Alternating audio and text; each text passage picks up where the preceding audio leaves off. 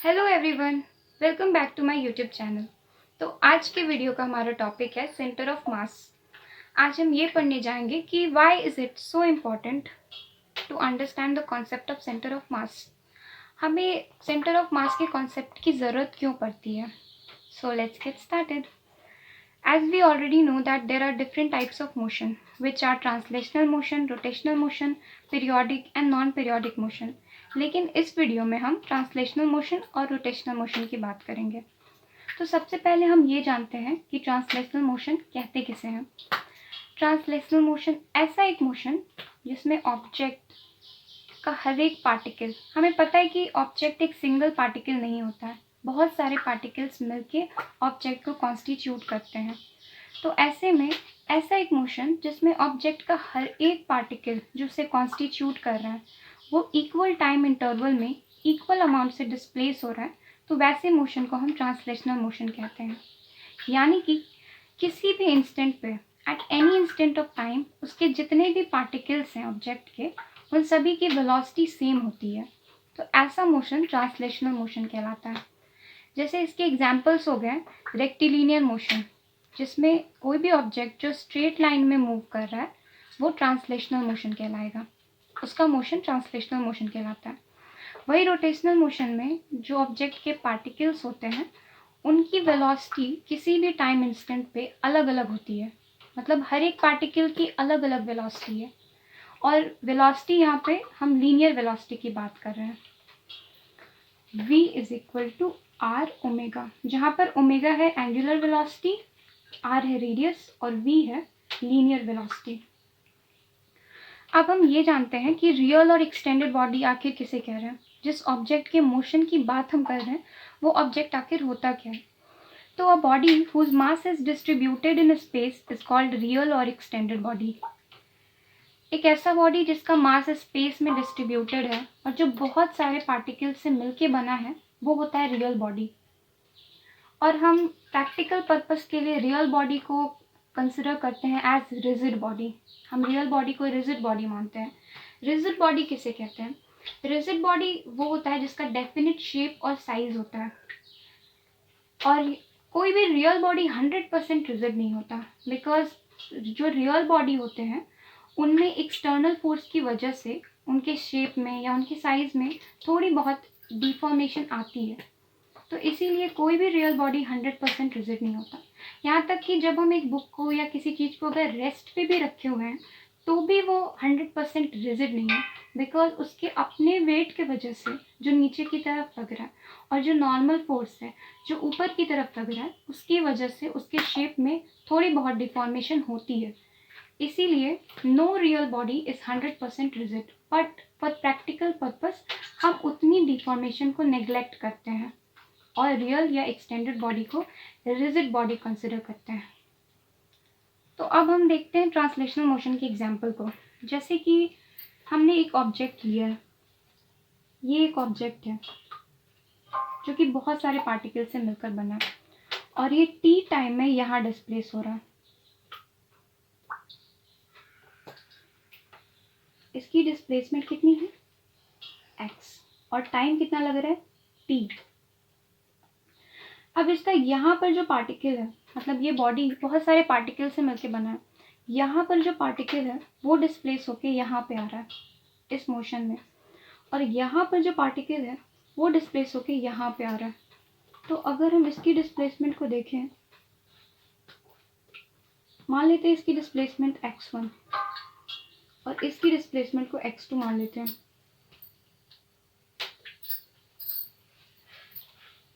तो जब हम मेजर करेंगे तो हमें मिलेगा that x1 is equal to x2 is equal to x, मतलब सभी पार्टिकल्स की डिस्प्लेसमेंट इक्वल है इक्वल टाइम इंटरवल में। और इसलिए अगर हम इसकी वेलोसिटी निकालेंगे x1 बाई टी is equal to x2 by टी is equal to x by टी, यानी कि वेलोसिटी जो है वो सबकी सेम है।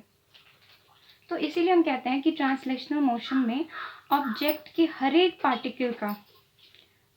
पार्टिकल का वेलोसिटी जो है किसी भी टाइम इंस्टेंट पे वो सेम होता है।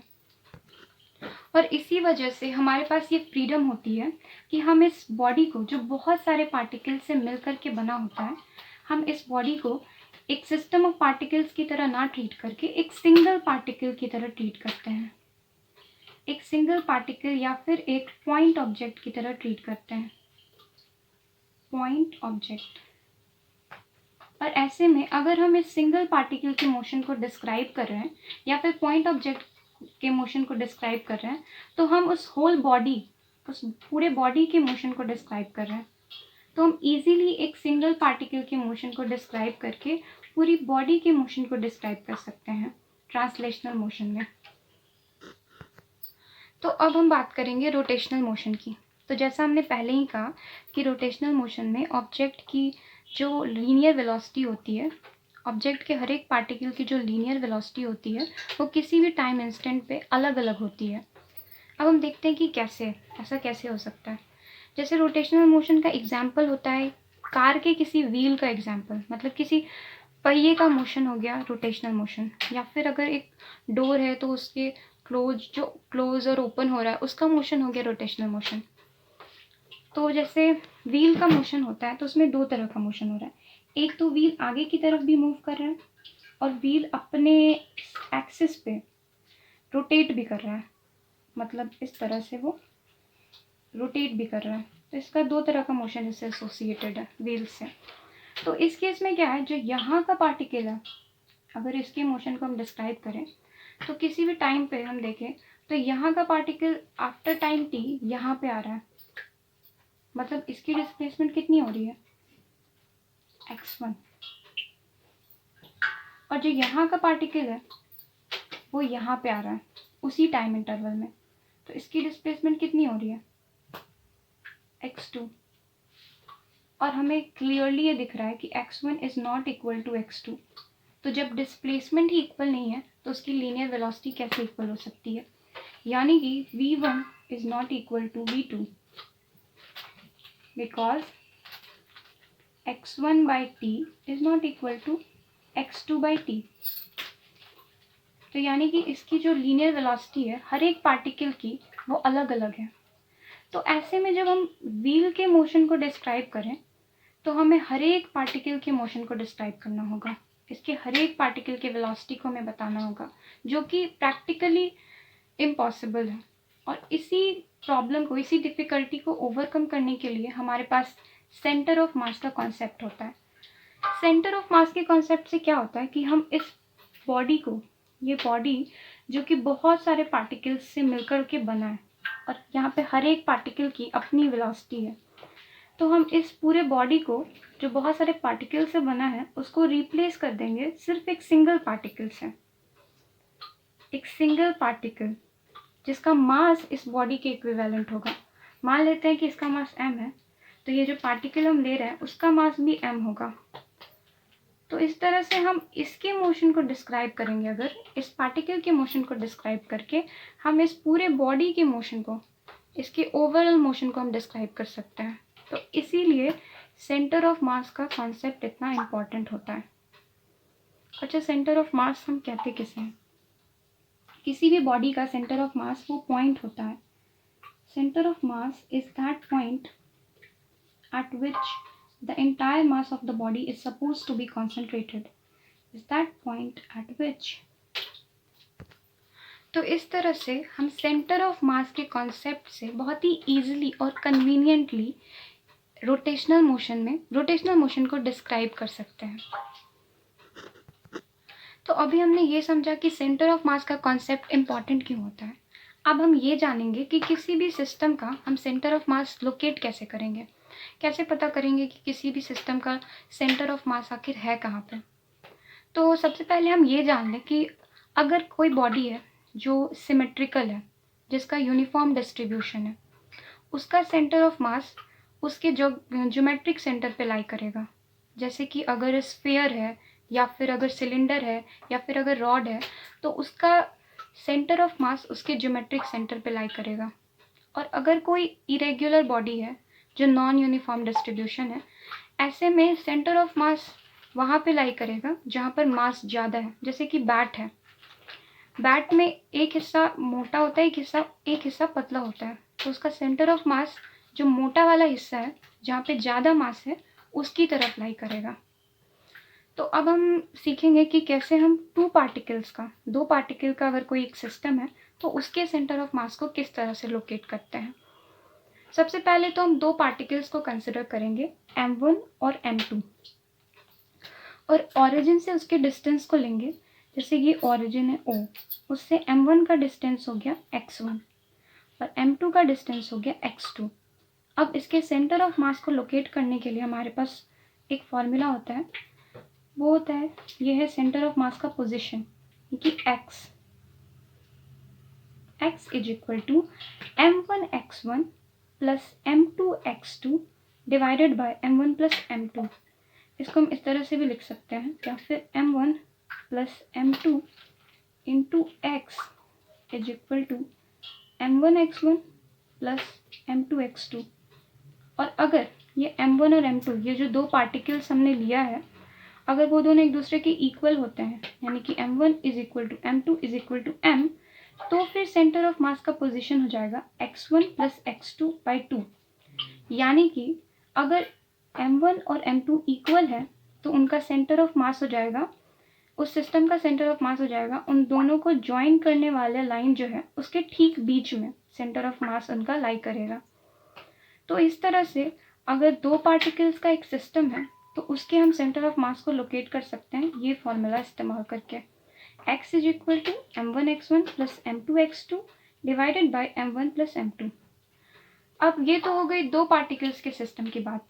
अगर एक ऐसा सिस्टम है जिसमें बहुत सारे पार्टिकल्स हैं, मान लेते हैं n पार्टिकल्स हैं, जिसके मास हैं m1 m2 m3 and so on to mn term, और उसका ऑरिजिन से उसका डिस्टेंस हो गया x1 x2 x3 and so on, तो उसका जो सेंटर ऑफ मास का पोजीशन है वो हम निकालेंगे x is equal to m1x1 plus m2x2, और इस तरह से हम ऐड करते जाएंगे अप टू mn और divided by m1 plus m2 plus so on up to mn। मतलब ये हो गया उसका total mass of the body.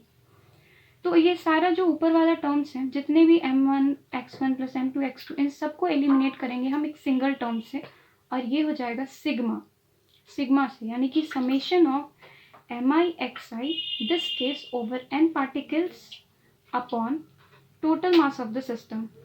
ये हो जाएगा sigma mi over this case over n particles, ये हो जाएगा टोटल मास m, जो सिस्टम हमने लिया है उसका टोटल मास।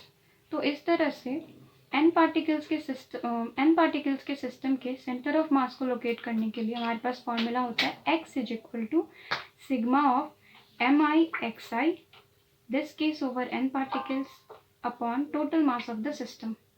तो इस तरह से हम n पार्टिकल्स के सिस्टम का सेंटर ऑफ मास निकाल सकते हैं। तो ये तो बात हो गई वन डायमेंशन की। अब हम बात करेंगे, अगर कोई सिस्टम, अगर दो पार्टिकल्स का एक सिस्टम अगर प्लेन में लोकेटेड है, जैसे XY प्लेन में, अगर XY प्लेन में लोकेटेड है तो उसके सेंटर ऑफ मास को हम किस तरह से निकालते हैं, अब वो जानते हैं। जैसे कि दो पार्टिकल्स हमारा m1 और m2, और वो XY प्लेन में लोकेटेड है। m1 का जो कोऑर्डिनेट्स होंगे वो हो गए x1 y1, और m2 के कोऑर्डिनेट्स हो गए x2 y2। तो अब हमें सेंटर ऑफ मास का x और y कोऑर्डिनेट पता करना है। सेंटर ऑफ मास भी उनका प्लेन में लाई करेगा, चूंकि ये सिस्टम प्लेन में लाई कर रहा है। तो x कोऑर्डिनेट हो जाएगा सेंटर ऑफ मास का m1x1 plus m2x2 bye m1 plus m2। उसी तरह से सेंटर ऑफ मास का y कोऑर्डिनेट हो जाएगा m1y1 plus m2y2 upon m1 plus m2। इस केस में अगर m1 और m2 एक दूसरे के बराबर हैं तो फिर x हो जाएगा, यानी सेंटर ऑफ मास के पोजीशन का x कोऑर्डिनेट हो जाएगा x1 प्लस x2 बाई 2, और y कोऑर्डिनेट हो जाएगा y1 प्लस y2 बाई 2। यानी कि सेंटर ऑफ मास जो दो पार्टिकल्स हैं उनको ज्वाइन कर रहा जो स्ट्रेट लाइन है उसके ठीक बीच में होगा, अगर दोनों पार्टिकल्स का मास इक्वल है तो ये तो बात होगी दो पार्टिकल्स के सिस्टम की। जब एक सिस्टम दो पार्टिकल्स का बना है और वो एक प्लेन में लोकेटेड है तो कैसे हम सेंटर ऑफ मास कैलकुलेट करते हैं वो हो गया। अब अगर n पार्टिकल्स का सिस्टम है और वो प्लेन में लोकेटेड है, तो हम किस तरह से उसके सेंटर ऑफ मास के एक्स वाई कोऑर्डिनेट को पता करते हैं वो देखना है। तो इस केस में सेंटर ऑफ मास का जो एक्स कोऑर्डिनेट हो जाता है वो m1 x1 plus m2 x2 plus so on up to mn xn term and divided by m1 plus m2 plus so on up to mn term। और इन सबको eliminate करके हम लिखेंगे sigma mi xi this case over n particles upon total mass of the system. इस तरह से x coordinate मिलेगा हमें सेंटर ऑफ मास का, और y कोऑर्डिनेट हो जाएगा सेंटर ऑफ मास का m1 y1 plus m2 y2 plus so on up to mn yn term divided by m1 plus m2 plus so on up to mn term। और इसको eliminate करके लिखेंगे sigma mi yi this case over n particles upon total mass of the system. तो इस तरह से अगर एक प्लेन में कोई सिस्टम लोकेटेड है और उसका सेंटर ऑफ मास हमें पता करना है, उसके सेंटर ऑफ मास के कोऑर्डिनेट्स को पता करना है, तो हम ये फॉर्मूला इस्तेमाल करते हैं। तो इस तरह से हम सेंटर ऑफ मास के कोऑर्डिनेट्स को पता कर सकते हैं एक प्लेन में, किसी सिस्टम कोई सिस्टम जो प्लेन में लोकेटेड है उसके सेंटर ऑफ मास को इस तरह से पता कर सकते हैं।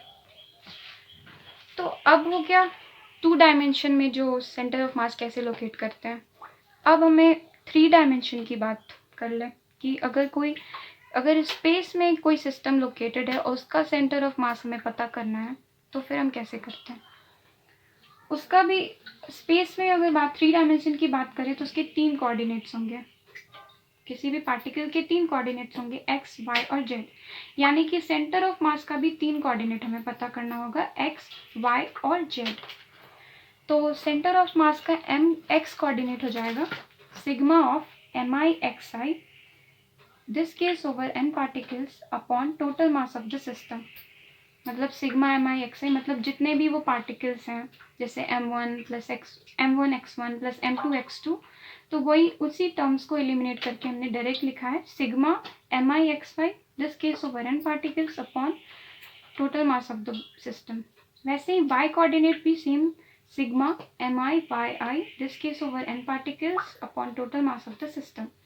और z भी उसी तरह से निकालेंगे sigma mi zi this case over n particles divided by m। अब अगर कोई स्पेस में अगर कोई पार्टिकल है उसके पोजीशन वेक्टर को अगर हमें पता करना है, पोजीशन वेक्टर दिखाना है, तो हम किस तरह से दिखाते हैं। जैसे m1 पार्टिकल है, अगर उसके पोजीशन वेक्टर को हमें दिखाना है तो हम दिखाएंगे r1 vector is equal to x1 i cap plus y1 z cap plus z1 k cap. चूँकि ये m1 पार्टिकल स्पेस में लोकेटेड है तो इस वजह से इसके 3 कोऑर्डिनेट्स होंगे, उसका 3 यूनिट डायरेक्शन होगा, यूनिट वेक्टर 3 होगा i cap j cap k cap, और इसके 3 कोऑर्डिनेट्स होंगे x1 y1 z1। तो इस तरह से हम किसी भी पार्टिकल के पोजीशन वेक्टर को हम स्पेस में दिखला सकते हैं। वैसे ही ith पार्टिकल के पोजीशन वेक्टर को अभी दिखलाना है तो ri vector is equal to xi i cap plus yi j cap plus zi k cap. तो इस तरह से हम m1 पार्टिकल के पोजीशन वेक्टर को दिखला रहे हैं और ये ith पार्टिकल के पोजीशन वेक्टर को दिखला रहे हैं। अब अगर हमें सेंटर ऑफ मास का पोजीशन वेक्टर दिखलाना है तो ये हो गया r वेक्टर का मतलब सेंटर ऑफ मास का पोजीशन वेक्टर हो गया r vector is equal to xi cap plus yj cap plus zk cap. Centre of mass का भी 3 कोऑर्डिनेट होगा ना, तो वो 3 कोऑर्डिनेट उसके फॉर्म में हम इसको दिखला रहे हैं वेक्टर फॉर्म में। और ये इसकी वैल्यू होती है sigma mi ri vector this case over n particles upon total mass of the system. यहाँ पे जो ri वेक्टर हमने लिखा है, ये जो पार्टिकल्स हैं उनका पोजीशन वेक्टर हम दिखला रहे हैं। तो ये उनका मास और उनका position vector, value starting from 1 up to n terms divided by total mass of the system. तो यहाँ पर एक बात जो नोट करने लायक है वो ये है कि if the centre of mass of the system lies on the origin then the position vector r is 0। यानी कि अगर सेंटर ऑफ मास कोई भी सिस्टम है, जैसे कि हमने स्फेयर ही ले लिया, अगर इसका सेंटर ऑफ मास इसे हमें पता है इसके ज्योमेट्रिक सेंटर पे है, यानी कि बीच में एग्जैक्टली। अगर ओरिजिन भी हम इसी को मान रहे हैं, हम इसी को ओरिजिन भी ले रहे हैं और इसका सेंटर ऑफ मास बिल्कुल ओरिजिन पे है, तो फिर इसका पोजीशन वेक्टर जो होगा, यानी कि इसका ये वाला जो टर्म है वो किसके बराबर होगा, वो 0 के बराबर हो जाएगा। तो यही बात है कि अगर किसी भी सिस्टम का सेंटर ऑफ मास उसके ओरिजिन पे भी लोकेटेड है, किसी भी सिस्टम का सेंटर ऑफ मास ओरिजिन पे लोकेटेड है, तो उसका पोजीशन वेक्टर जो है, सेंटर ऑफ मास का जो पोजीशन वेक्टर है, ये आर वेक्टर, उसकी वैल्यू हो जाएगी 0।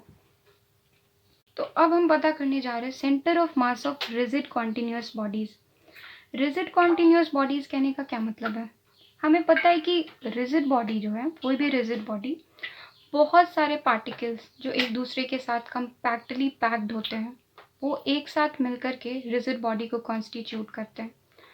और अगर रियल केस की बात करें, रियलिटी में जो ऐसे कॉन्स्टिट्यूएंट पार्टिकल्स का नंबर होता है वो बहुत ज़्यादा हाई होता है। बहुत ज़्यादा पार्टिकल्स मिलकर के किसी भी एक बॉडी को कॉन्स्टिट्यूट करते हैं। तो ऐसे में हमारे लिए पॉसिबल नहीं है कि हम ये इतने सारे पार्टिकल्स का समेशन कर सकें, जैसे m1x1 plus m2x2 plus m3x3 and so on. ये जो हम ऐड कर रहे हैं, तो इतने ज़्यादा नंबर ऑफ पार्टिकल्स के लिए ये समेशन कर पाना पॉसिबल ही नहीं है। इसीलिए हम रिजिड बॉडी को कॉन्टिन्यूस बॉडी की तरह ट्रीट करते हैं। और साथ ही साथ एक और बात की, जो ये रिजिड बॉडी होते हैं उनके जो कॉन्स्टिट्यूएंट पार्टिकल्स हैं, उनके आपस में जो स्पेसिंग होती है ना, कॉन्स्टिट्यूएंट पार्टिकल्स के बीच में जो डिस्टेंस होता है वो बहुत छोटा होता है। तो इसीलिए हम रिजिड बॉडी को एक सिस्टम ऑफ n पार्टिकल्स के बजाय एक कॉन्टिन्यूस मास डिस्ट्रीब्यूशन की तरह ट्रीट करते हैं, एक कॉन्टिन्यूस बॉडी की तरह ट्रीट करते हैं। तो ताकि हम ये जो डिफ़िकल्टी हमें आ रही है इतने सारे पार्टिकल्स का समेशन करना, उसे हम ओवरकम कर सकें। तो जैसे हम रिजिड कॉन्टिन्यूस बॉडी मान रहे हैं, ठीक है, उसे, तो अब हम किसी भी रियल बॉडी को, कोई भी बॉडी को n नंबर के छोटे छोटे मास एलिमेंट्स में डिवाइड करेंगे। जैसे कि एक बॉडी है, उसको हम delta m1, delta m2 and so on to delta mn इस छोटे छोटे मास एलिमेंट्स में डिवाइड कर रहे हैं। इस तरह से सेंटर ऑफ मास का जो x कोऑर्डिनेट है वो हो जाएगा x is equal to sigma delta mi xi divided by sigma delta mi। Delta mi हो गया वो मास एलिमेंट्स, xi हो गया उसका पोजीशन x कोऑर्डिनेट, और delta mi, sigma delta mi हो गया total mass of the body which is m। Sigma delta mi is equal to m total mass of the body. वैसे ही y कोऑर्डिनेट हो जाएगा उसका sigma delta mi yi divided by total mass. z coordinate is equal to sigma delta mi zi divided by total mass. तो इस तरह से centre of mass का ये 3 कोऑर्डिनेट हम निकालेंगे। अब हम देखते हैं कि जैसे जैसे हम n का नंबर बढ़ाएंगे ना, मतलब जैसे जैसे हम m को, m मास के इस बॉडी को और छोटे छोटे मास एलिमेंट्स में डिवाइड करते जाएंगे, मतलब मास एलिमेंट्स का नंबर जैसे जैसे बढ़ेगा, ये जो मास एलिमेंट की जो वैल्यू है, उसका जो मास है यानी डेल्टा m है, वो घटता जाएगा। यानी कि जैसे जैसे n इंक्रीज करेगा डेल्टा m घटता जाएगा, और वो घटते घटते घटते घटते डेल्टा m बहुत छोटा हो जाएगा। तो जब बहुत छोटा हो जाएगा तो हम ये सिग्मा का जो साइन है, ये जो समेशन है, उसे हम रिप्लेस कर देंगे इंटीग्रल के साइन से। और इस तरह से हम ये सिग्मा डेल्टा mi जो है, सिग्मा डेल्टा mi, इसको रिप्लेस कर देंगे हम इंटीग्रल ऑफ dmi, एलिमेंटल मास। ये dm क्या हो गया, dm हो गया एलिमेंटल मास, मतलब बहुत छोटा मास, बहुत छोटा dmi। So sigma delta mi is replaced with integral of dmi। और जब हम dmi, ये एलिमेंटल मास है यानी कि बहुत छोटे छोटे मास, इनका जब हम इंटीग्रेशन करेंगे तो इंटीग्रेशन करने पर हमें मिलेगा total mass of the body, यानी कि m is equal to total mass of the body.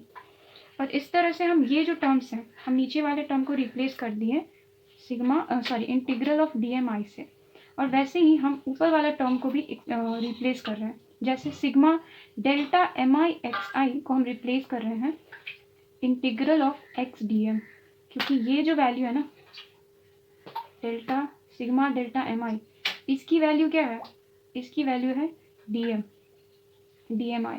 तो हम इसको रिप्लेस कर रहे हैं sigma delta mi xi is replaced with integral of x dm। Similarly sigma delta mi yi is replaced with integral of y dm। Sigma delta m i z i is replaced with integral of z d m. मतलब ये सारा जो term है ना, ये किससे replace हो जा रहा है, वाई डी एम। और ये एक्स आई की जगह हम लिख रहे हैं एक्स, वाई आई की जगह लिख रहे हैं वाई, जेड आई की जगह लिख रहे हैं जेड। तो इसी तरह से अब हम जब एक्स कोऑर्डिनेट को निकालेंगे, सेंटर ऑफ मास के एक्स कोऑर्डिनेट को लिखेंगे, तो हम एक्स कोऑर्डिनेट को किस तरह से लिख रहे हैं, जैसे कि ये है एक्स इज इक्वल टू, हमने यहाँ पे लिखा है sigma delta m i x i. जब हम इसको replace by sigma delta m i, तो जब हम इसको रिप्लेस कर रहे हैं तो हम क्या लिख रहे हैं, हम लिख रहे हैं integral of x d m, और इसको रिप्लेस करके क्या लिख रहे हैं, एम डिवाइडेड बाय एम। तो चूंकि ये हमारा कांस्टेंट है, ये जो मास है, मास of the system is constant, इसलिए हम इसको बाहर लेंगे और हम इस तरह से लिखेंगे 1/m integral of x d m. तो ये हो गया इस तरह से एक्स कोऑर्डिनेट। तो एक्स कोऑर्डिनेट जो है सेंटर ऑफ मास का हो जाएगा 1/m integral of x d m, क्योंकि 1/m ये कांस्टेंट है, इसलिए हम इसे इंटीग्रेशन के साइन से बाहर रख रहे हैं। Similarly y coordinate of centre of mass हो जाएगा 1/m integral of y d m. Again ये 1/m, ये जो टर्म है वो कांस्टेंट है, इसलिए हम इंटीग्रेशन के साइन से बाहर रख रहे हैं। फिर है z is equal to 1/m integral of z d m. तो इस तरह से ये तीनों सेंटर ऑफ मास के एक्स वाई और जेड कोऑर्डिनेट्स हो गए। अब हम अगर सेंटर ऑफ मास के पोजीशन वेक्टर को दिखलाना चाहें तो हम किस तरह से पोजीशन वेक्टर को दिखलाएंगे, सेंटर ऑफ मास का पोजीशन वेक्टर हो जाएगा 1/m integral of r vector into d m, जहाँ पे आर वेक्टर क्या हो जाएगा, ये आर वेक्टर क्या है, एक्स आई कैप प्लस वाई जे कैप प्लस जेड के कैप, ये है हमारा आर वेक्टर। तो इस तरह से सेंटर ऑफ मास का पोजीशन वेक्टर अगर हम लिखेंगे तो हम उसको इस फॉर्म में लिखेंगे, r vector is equal to 1/m integral of small r vector into d m. So इस तरह से हमारा आज का वीडियो कंप्लीट होता है, और ये टॉपिक हम अगले वीडियो में भी कंटिन्यू करेंगे। सेंटर ऑफ मास के कुछ और टॉपिक्स हैं जो हम अगले वीडियो में कंटिन्यू करेंगे। I hope this video is useful. और अगर आप चाहते हैं कि मैं ऐसे ही किसी दूसरे टॉपिक पे वीडियो बनाऊं तो आप उसे कमेंट में लिख सकते हैं। Thank you.